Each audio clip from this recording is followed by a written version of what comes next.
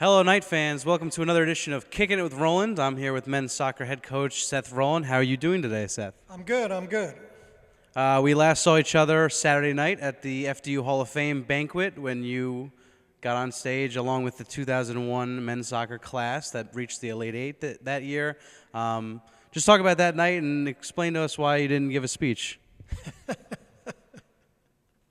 Well, it was a great night. It was great seeing the guys from the 2001 team that had a magical run to the Elite Eight, and it was a lot of fun.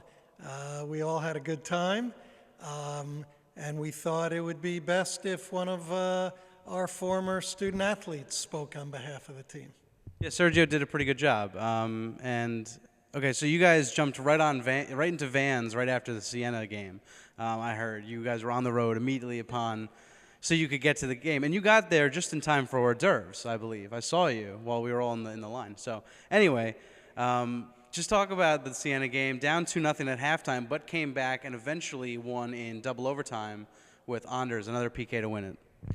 Yeah, just like in the St. John's game, Nico got taken down in the box, and Anders buried the penalty kick.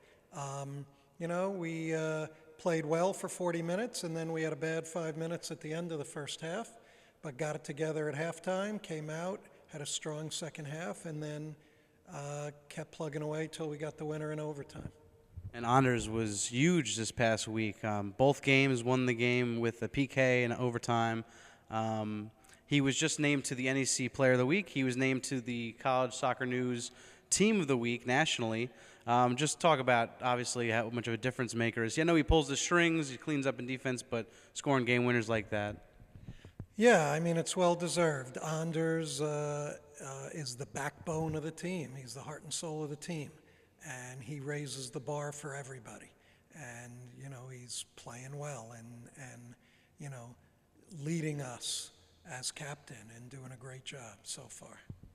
And this weekend you begin conference play. You go to St. Francis, and on Sunday you take on Robert Morris. St. Francis is obviously the bigger of those two.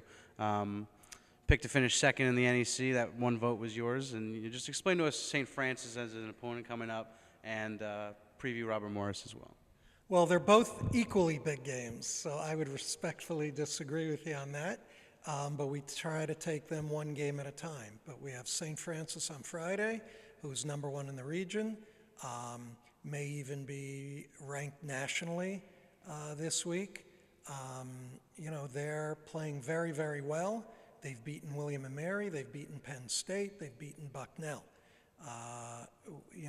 It's a tall task. We're going onto their home field, and we're going to have to play very, very well to get a result. Rematch of last year's championship game, but this is a new year, and it's going to be.